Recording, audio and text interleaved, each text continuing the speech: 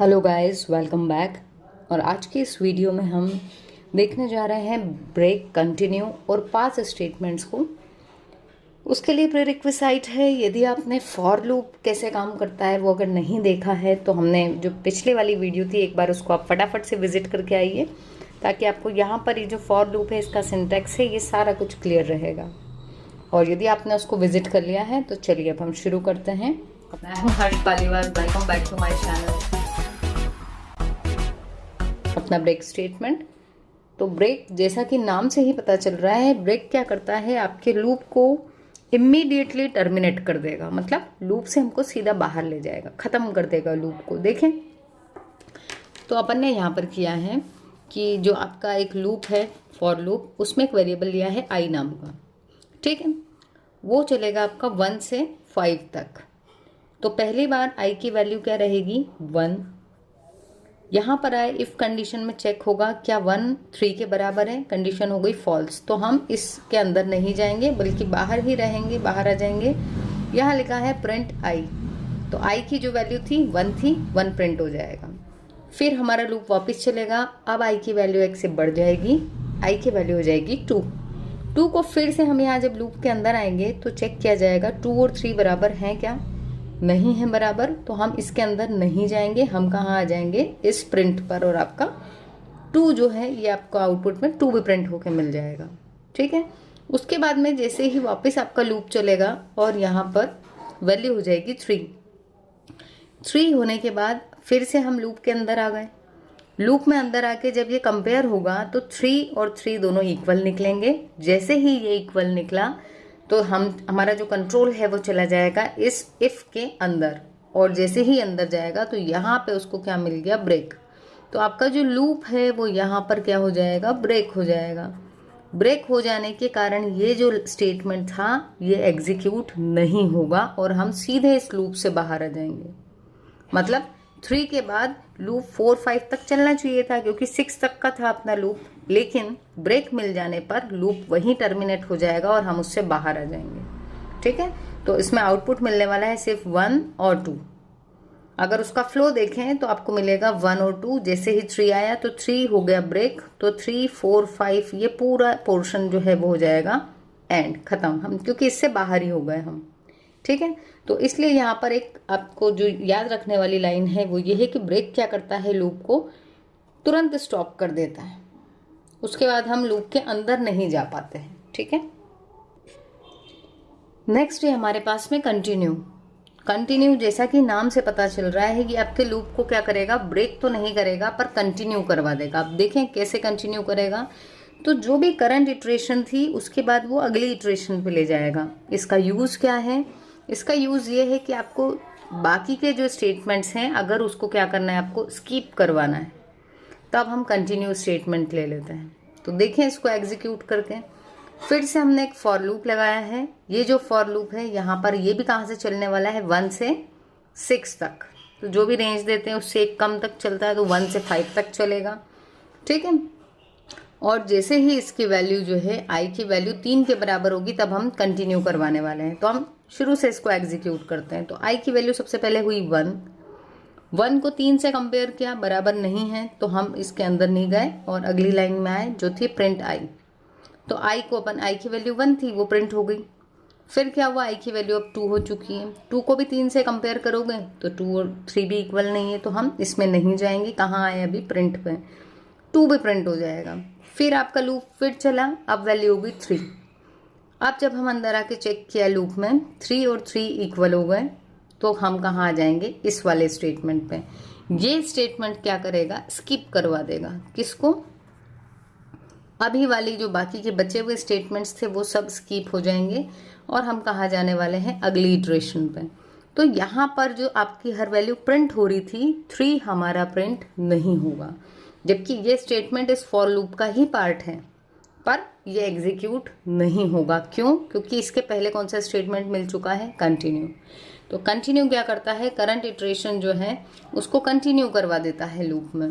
तो आपका जो 3 था वो प्रिंट नहीं हो पाया, अब लूप फिर से चल गया किसके लिए, 4 के लिए। तो अगली जो वैल्यू है 4, वो भी 4 भी 3 के बराबर नहीं है, इसलिए 4 भी प्रिंट हो गया। ऐसे ही 5 भी 3 के बराबर नहीं है तो 5 भी प्रिंट हुआ। तो हम जो कंडीशन लगा के चल रहे हैं उस कंडीशन वाली वैल्यू को उसने क्या करवा दिया, स्किप करवा दिया।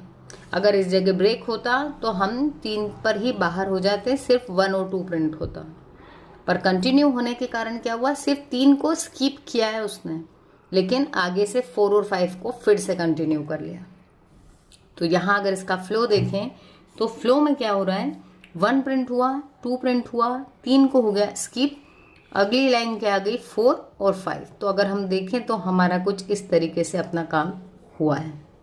ठीक है, तो कंटिन्यू क्या करेगा, करंट इटरेशन को स्किप कर देगा और अगली इटरेशन के साथ में आपके लूप को कंटिन्यू करवा देगा।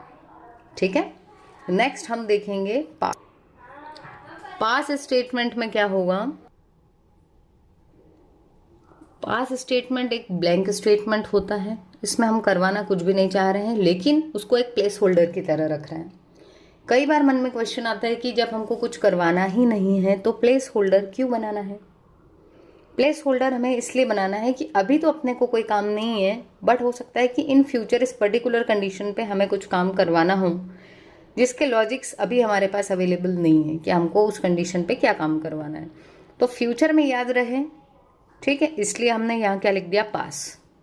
पास के कारण क्या होगा कि आपका जो सिंटेक्स है उसमें कोई प्रॉब्लम भी नहीं आएगी, सिंटेक्स की प्रॉब्लम्स को भी ओवरकम कर देगा।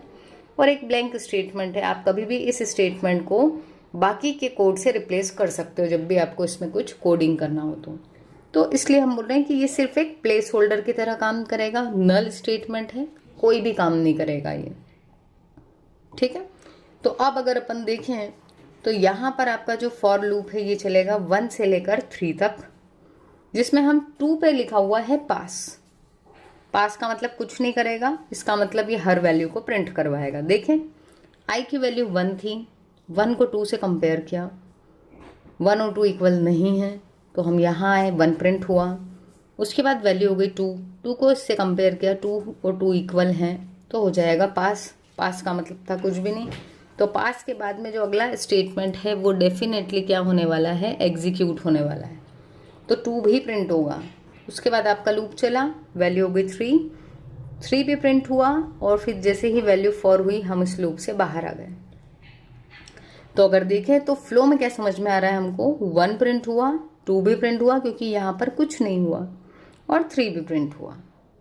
तो पास क्या करता है, कुछ नहीं करता है, सिर्फ प्लेस होल्डर की तरह काम करता है। हमारे सिंटेक्स में कभी कहीं कोई गलती ना आए, इसलिए हम कई बार जनरली नल स्टेटमेंट अपने पास में हो तो हम उसकी जगह लिख देते हैं पास, क्योंकि हमारी जो पाइथन है वो है केस सेंसिटिव, इसलिए पास कैसा लिखना है आपको, स्मॉल में। तो एक क्विक समरी देख लेते हैं।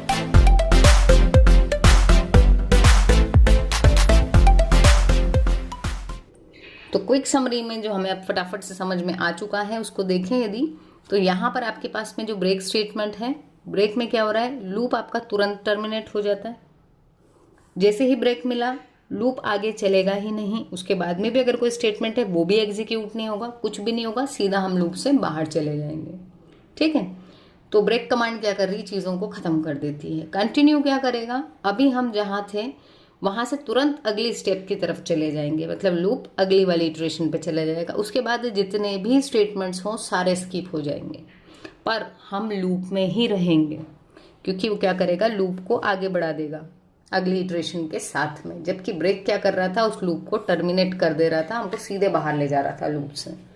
और पास क्या करेगा, पास कुछ भी नहीं करेगा, ये सिर्फ एक प्लेस होल्डर है। अब आपको एक एग्जाम्पल जो है प्रैक्टिस के लिए उसको परफॉर्म करना है। आपको क्या करना है, आपको कमेंट में एक कोड लिखना है, खुद से ट्राई करना है, जैसा समझ में आ रहा है वैसा लिखिए। मैं कई बार क्लास में भी बोलती हूँ आपको कि गलती होने पर ही हमको चीज़ें क्लियर होती हैं। तो आपको जैसा भी कोड समझ में आ रहा है आप उसको कमेंट में लिखिए। अगर गलत भी होगा तो भी हम कमेंट में आपको रिप्लाई देंगे कि कहाँ करेक्शन की नीड है, और सही होगा तब भी आपको रिप्लाई मिलेगा। तो आपको लिखना क्या है, किसके लिए बनानी है कोडिंग, तो आपको एक प्रोग्राम लिखना है जिसमें आपको 1 से 10 तक जाना है आपके लूप को, पर सब नंबर प्रिंट करने में आपको क्या करना है, 5 को प्रिंट नहीं करना है और 8 पे अपने लूप को ख़त्म कर देना है। ठीक है, तो इसका छोटा सा कोड बनेगा, आपको अपनी जो कमेंट सेक्शन है उसमें कोड को लिखना है। क्यों करना है ये? Because practice makes perfect.